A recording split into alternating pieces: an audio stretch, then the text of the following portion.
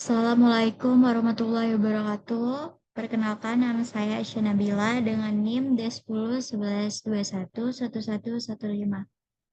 Pada kesempatan kali ini, saya akan menjelaskan PPT sidak skripsi saya yang berjudul Pengaruh Penambahan abu serabut kelapa atau coconut hash terhadap sifat fisik tanah yang distabilisasi dengan kapur. Adapun dosen pembimbing utama saya yaitu Bapak Profesor Dr. Lernet Insinyur RM Rustam Aji MT IPU. Yang kedua, dosen pembimbing kedua saya yaitu Ibu Insinyur Vivi Bahtiar STMT IPM. Dosen penguji utama saya yaitu Bapak Dr. Insinyur Eka Priyadi MT. Dosen penguji kedua saya yaitu Bapak Danang Gunarto, STMT IPM. Kemudian saya akan menjelaskan latar belakang. Stabilisasi ini dilakukan menggunakan bahan-bahan meliputi pertama yaitu tanah timbunan. Pada tanah timbunan ini saya mengambil sampel tersebut yaitu pada tanah kuari peniraman yang berlokasi di Jalan Raya Nusapati, Kecamatan Sungai Pinyu, Kabupaten Mempawah. Tanah yang digunakan yaitu tanah terganggu atau disturbed soil. Kedua yaitu abu serabut kelapa.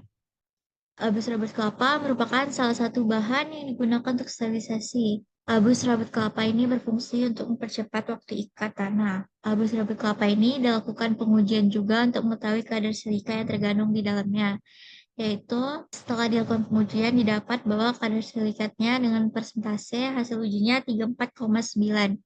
Untuk metode ujinya menggunakan gravimetri. Yang ketiga, bahan stabilisasinya yaitu kapur tohor atau CaO. Kapur merupakan salah satu bahan kimiawi yang digunakan untuk stabilisasi. Kapur berfungsi untuk mengikat partikel tanah dan membentuk pori-pori tanah. Adapun ketentuan dari kapur tersebut, adapun sampel pada pengujian kali ini.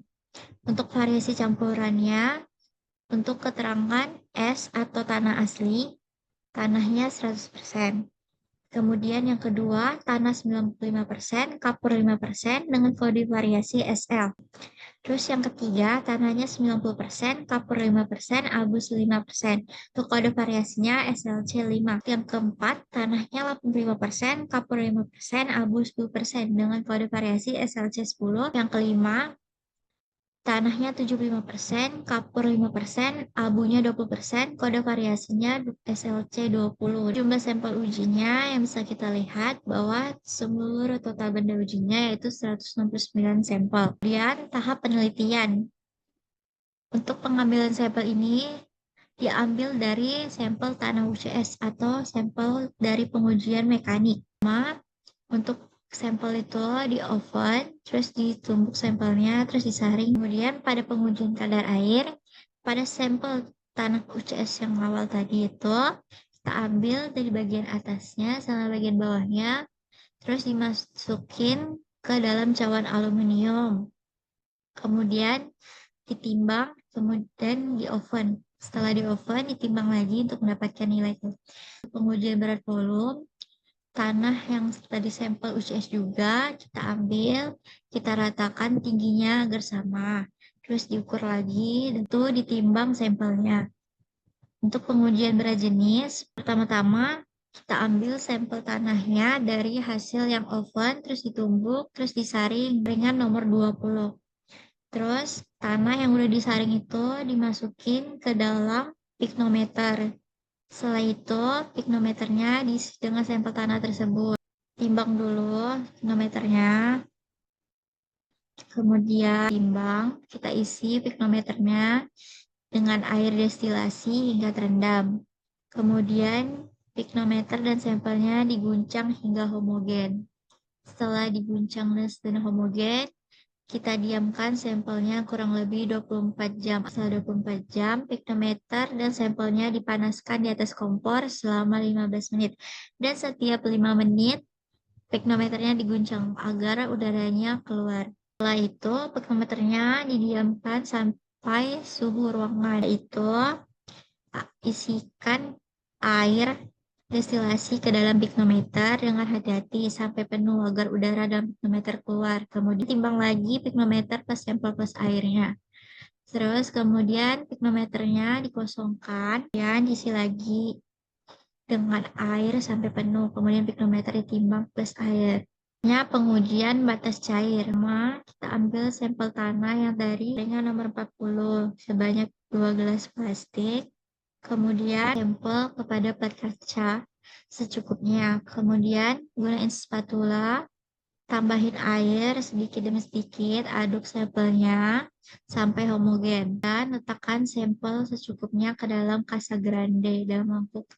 Kemudian ratakan permukaannya, dibuat alur di tengahnya menjadi 2 bagian seperti di gambar ini. Menggunakan grooving tool-nya diputar hingga mangkok naik dan turun. Pemutaran dilakukan sampai terus menerus singgungan sepanjang 1 sampai 1,5 cm dan jumlah ketukan pada saat sampel bersinggungan. Dan mendapatkan ketukannya, sampelnya diambil bagian yang terus bersinggungan, terus dimasukkan cairan aluminium, terus ditimbang. Lakukan berulang kali sampai diperoleh jumlah ketukan yang telah ditentukan. Pengujian batas plastis yang tadi 30 diambil, diletakkan di atas plat kaca, kemudian ambil dari kotak ini, terus buat seperti cacing dengan ukuran silinder 3 mm. Kemudian masukin ke cat aluminium dan timbang. Untuk pengujian batas susut, cuman ambil dari sisa tanah yang tadi, kemudian tambah airnya sedikit demi sedikit sampai dia kelihatan seperti ini. Ke cawan cetak susut, kemudian diketuk-ketuk, saya di sini ini menghilang dengan cara ditusuk dengan jarum pentul rata di oven selama kurang lebih 24 jam. Lebih 24 jam, sampel dikeluarkan, terus dilakukan pengujian untuk batas susut. Terus pengujian batas susut, ambil cawan aluminium dan isi dengan air raksa. Kemudian masukkan sampel ke dalam cawan aluminium, tekan sampel perlahan ke dalam air raksa. Air raksa yang keluar itu ditimbang. Kemudian untuk pengujian analisis hidrometer, ambil sampel yang udah tanah yang udah disaring dengan saringan nomor 10. Kemudian sampel ditimbang sebanyak 50 gram. Masukkan ke dalam tabung gelas sampel tanahnya, kemudian ditambahkan bahan dispersi atau reagen sebanyak 10 yaitu 5 gram. Kemudian diaduk tambah air hingga homogen dan biarkan selama 24 jam. Setelah itu, tanah yang 24 jam dikeluarkan mixer atau menggunakan pengaduk suspensi selama 15 menit. Selama 15 menit, dimasukin ke dalam tabung gelas ukur. Kemudian ditambahkan air sampai 1000 ml. Setelah itu dilakukan pembacaan untuk hidrometer. Untuk pengujian analisis saringan, dilakukan analisis hidrometer, disaring, kemudian ke dalam cawan aluminium, kemudian di oven. Setelah di oven, lebih kurang lebih 24 jam, dikeluarkan, terus dimasukkan ke dalam saringan satu set, terus dimasukkan ke dalam shaker kurang lebih 15 menit. Di shaker selama 15 menit, timbang per setiap tertahan di dalam saringan tersebut. Kemudian adapun hasil pengujian seperti sisanya asli. Kadar air 20,455, untuk berat volume 1,295, jenis 2,586, tes cair 32,532, tes basis 28489, indeks plastisitas 4048, tes susut 22358. Untuk hasil pengujian berat jenis pada penelitian kali ini, yaitu seperti yang kita lihat dari tabel, dapat dilihat bahwa terjadi peningkatan berat jenis terhadap waktu pemeraman pada setiap penambahan variasinya. Hal ini pada setiap penambahan variasi menyebabkan tanah yang awalnya termasuk jenis lempung organik menjadi lempung tak organik. Dapat dilihat juga dari grafiknya hasil pengujian kadar air. Dapat dilihat dari tabel di samping terjadinya penurunan kadar air terhadap curing times pada persentase yang sama. Hal ini disebabkan curing time yang memengaruhi reaksi hidrasi. Kemudian dapat dilihat dari grafiknya juga dari hasil pengujian berat volume, terjadinya peningkatan berat volume terhadap curing time pada setiap penambahan variasi disebabkan oleh penambahan kapur dan abu serabut kapal menyebabkan akibat udara antar pori berkurang dan tanah bisa mencapai kepadatan lebih tinggi. Dilihat juga dari grafiknya, terjadi hasil pengujian batas-batas terbuknya dan hasil grafiknya. Berdasarkan hasil dari tabel dan grafik di atas, penambahan kapur juga menyebabkan nilai batas cair menurun, nilai batas plastisnya meningkat, nilai batas susutnya menurun, serta nilai indeks plastisitasnya berkurang signifikan. Pengujian hidrometer dan analisa salinannya. Untuk pada 0 hari, untuk tanah yang dicampur 5% kapur dan 5% abu rabut kelapa, nilai pasirnya semakin meningkat. Nilai lembutnya semakin menurun. Menurut ASTO dan USGS, untuk nilai pasirnya juga semakin ditambah variasinya semakin meningkat. Dan untuk 7 hari, pasirnya semakin meningkat, panonya semakin menurun, lempunya semakin menurun. Pada ASTO, pada curing time 7 hari, pasirnya tetap meningkat, tanonya menurun, lempungnya menurun. Setelah dilihat beberapa sampai 14 hari, setelah 7 hari, setelah 14 hari, kelas rekapitulasi klasifikasi tanahnya untuk curing time 0 hari, yang awalnya tanah liat berlanau, kemudian setelah ditambah variasi 5, 10, 20, tanah berubah menjadi campuran tanah liat dan lempung berpasir. Kemudian pada curing time 7 hari, pada penambahan variasi 5, 10, dan 20%, tanah berubah menjadi tanah liat berpasir. Untuk curing time 14 hari juga tanah berubah menjadi tanah liat berpasir. Kemudian pada klasifikasi metode UCS dapat dilihat dari posisi ceknya. Kemudian ini rekapitulasinya untuk curing time 0 hari. Setelah ditambah variasi 5% kapur, tanah menjadi CL dari ML ke CL, yaitu lempung organik dengan plastisitas rendah sampai sedang. Kemudian pada penambahan 5%, 10%, 20% abu rabut kelapa berubah masih kembali lagi menjadi ML atau bisa dibilang tetap menjadi ML, tidak ada perubahan sama sekali. Dan curing time 7 hari dan 14 hari dapat dilihat juga tidak ada perubahan, tetap dengan kategori tanah ML.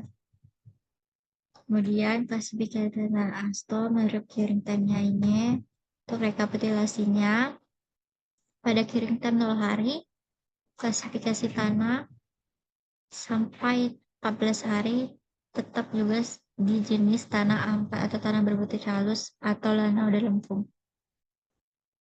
Berikut adalah kesimpulan. Berdasarkan hasil pengujian berjenis pada tanah yang distabilisasi dengan kapur dan variasi abu rabut kelapa 5%, 10%, 20%, dapat disimpulkan bahwa peningkatan persentase abu rabut kelapa pada campuran tanah berpengaruh positif terhadap nilai berjenis tanah.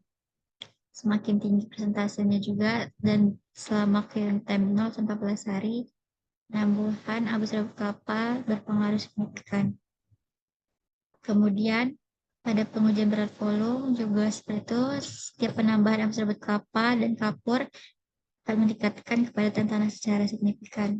Untuk kadar air, pada persentase abu rabut kelapa yang tetap seperti 5%, pada 0, 7, 14 hari mengalami penurunan. Begitu juga 10% dan 20%. Itu disebabkan oleh reaksi hidrasi yang menghasilkan kristal, kemudian memenuhi ruang pori yang mengakibatkan kadar air tanah menurun. Untuk pada kesimpulan batas cair, semakin bertambahnya variasi abu rabut kelapa, maka cenderung meningkat nilai batas cair dan aslinya. Untuk batas plastis juga, semakin bertambahnya abu rabut kelapa, maka semakin naik nilai batas plastisnya. Batas susut, setelah pemberian kapur 5% pada tanah, batas susut mengalami penurunan. Kemudian tanah yang distabilisasi dengan abu rabut kelapa mengalami penurunan yang signifikan, di mana penurunan terendah terjadi pada campur abu kelapa sebesar 20% pada curing time 14 hari, yaitu 16,220. Dapat disimpulkan bahwa apabila terjadi penurunan batas susut, maka penambahan CH dapat proses ini meningkatkan stabilitas tanah. Adapun indeks plastisitasnya semakin bertambahnya variasi, maka semakin rendah nilai indeks plastisitas tanah.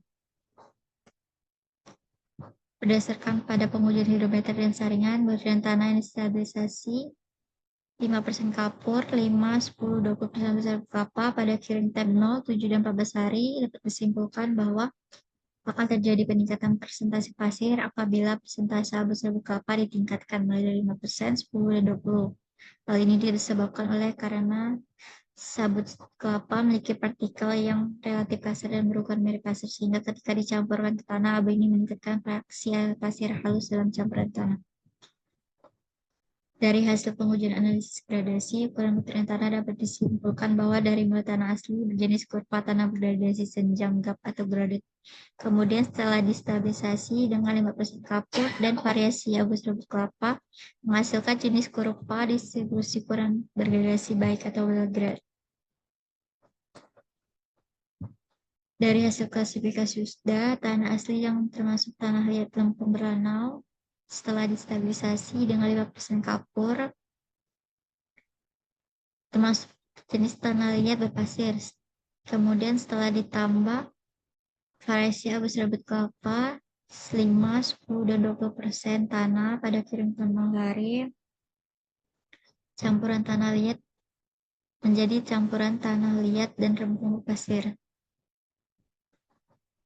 Kemudian berdasarkan klasifikasi tanah, metode ASTO dan USGS pada penambahan kapur 5%, dengan curing time 0, 7, dan 14 hari, dapat langsung bahwa tanah mengalami perubahan sehingga nilai batas cair juga nilai duktivitas menurun, yang mengakibatkan titik klasifikasi pada grafik cenderung mengalami turun ke arah kiri.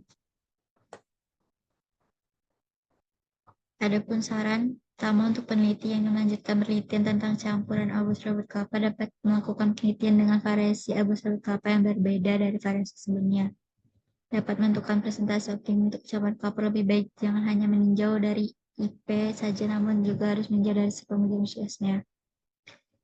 Pada proses penambahan abu serbuk kelapa pada proses pembakaran abu serbuk kelapa sebaiknya suhu diperhatikan dengan baik sehingga kandungan di dalam abunya lebih efektif. Pastikan pada proses pengeringan tanah sebaiknya tanah benar-benar kering agar proses pencampuran tanah dan bahan stabilisasi dan air menjadi optimal. Pastikan kapur disimpan di tempat yang baik agar tidak berubah. Kemudian berikut adalah daftar pustakanya. Sekian dari saya. Assalamualaikum warahmatullahi wabarakatuh.